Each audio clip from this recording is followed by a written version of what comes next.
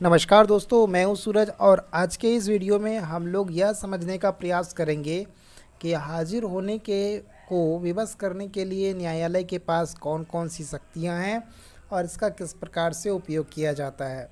तो किसी को भी अपीयर करवाने के लिए जो अभियुक्त हैं उसे न्यायालय में अपीयर करवाने के लिए सीआरपीसी का कौन-कौन सा सेक्शन यहाँ पर है। सबसे पहले ये जान लेते हैं कि सम्मन जो दिया जाता है वह कहाँ से दिया जाता है। तो सम्मन जो है धारा 61 में इसके बारे में, सीआरपीसी के धारा 61 में इसके बाद जानकारी है।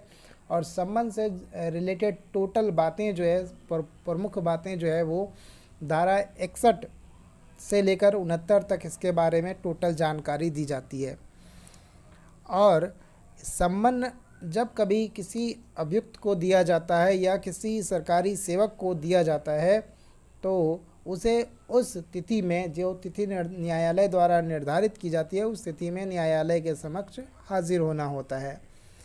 वैसी स्थिति जिसमें कि वह न्यायालय के समक्ष हाजिर नहीं हो पाते हैं, तब न्यायालय द्वारा उनके गिरफ्तारी के वारंट भेजे जाते हैं।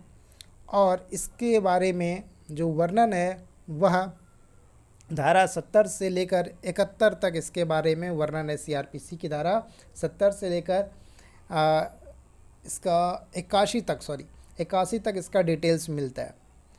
तो यहाँ पर देखेंगे कि इसमें क्या होता है कि गिरफ्तारी के जो वारंट होंगे उसकी प्रारूप दिया जाएगा, उसकी अवधि दी जाती है।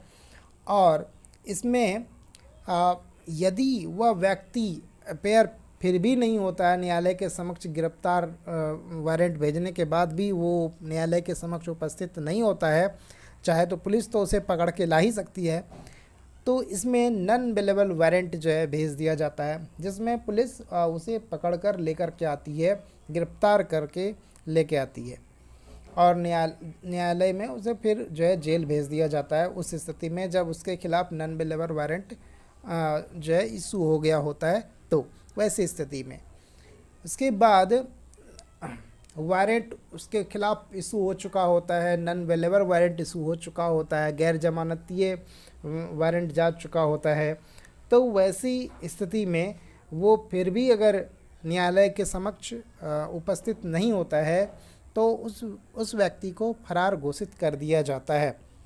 जब किसी व्यक्ति को फरार घोषित कर दिया जाता है कि व्यक्ति जो है फरार हो गया, उसकी स्कॉन्डर घोषित कर दिया जाता है, तो इसके बारे में जो वर्णन है वह धारा 82 कहता है, जिसमें कि यह उद्घोषित कर दिया जाता है कि वह व्यक्ति जो है फलाना फलाना व्यक्ति फरार है। फरार व्यक्ति यदि ऐसी स्थिति होती है जिसमें कि ऐसा पता चल रहा होता है कि उसे उपस्थित करवाना अनिवार्य है, तो वैसी स्थिति में न्यायालय को यह शक्ति है कि पुलिस को यह आदेश दे कि इसकी संपत्ति को कुर्क कर दिया जाए। तो फरार व्यक्ति की संपत्ति को कुर्क करने की जो शक्ति है, सीआरपीसी की धारा 83 में इसका वर्णन किया गया है। और 84, 85 और 86 में यह बतलाया गया है क्रमशः कि कुर्क संपत्ति के बारे में कौन दावा और आपत्ति तो नहीं है। अगर आपत्ति है या दावा किया जा रहा है तो वो भी देखा जाता है, किसी और की संपत्ति तो नहीं है।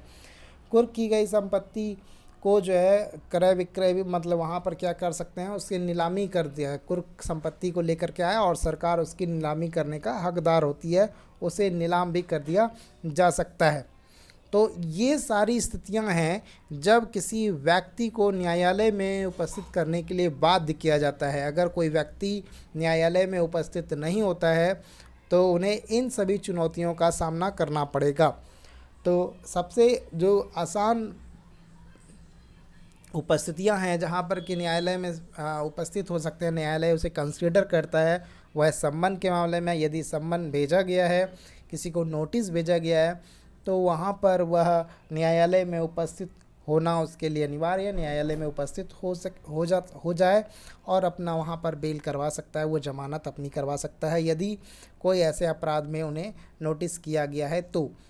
और कभी कभी क्या होता है कि कुछ गवाहों को भी सम्मन जारी किए जाते हैं, तो वहाँ पर सम्मन जारी करने पर गवाह की ये रिस्पॉन्सिबिलिटी है कि वह उचित समय पर न्यायालय में उपस्थित हो जाए, नहीं तो उसके खिलाफ, गवाह के खिलाफ भी वारंट भेज दिया जाता है कि आप फलाना फलाना केस में गवाह के रूप में है, उसे पुलिस गिरफ्तार करके लेके आती है और वहाँ पर पकड़ करके लेकर के आती है और बोलती है कि इस केस में आप ऐसे ऐसे हैं, आप क्यों नहीं आए, सम्मन दिया गया था तो वो ये बतला सकता है कि मुझे ये जानकारी नहीं मिली, सम्मन मेरे पास नहीं मिला, मैंने सम्मन रिसीव नहीं किया। हालांकि अगर वो रिसीव करते हैं तो उसकी एक कॉपी उसके पीछे साइन होता है उस व्यक्ति का, और साइन होकर के पुनः वह रिकॉर्ड में जो होते हैं, रिकॉर्ड जो होते हैं उसमें लग जाते हैं। तो मैंने आपको शॉर्ट लेक्चर के माध्यम से ही आपको बताने का प्रयास किया। आशा करते हैं आपको ये बातें समझ में आ गई होगी। तब तक के लिए धन्यवाद। जय हिंद, जय भारत।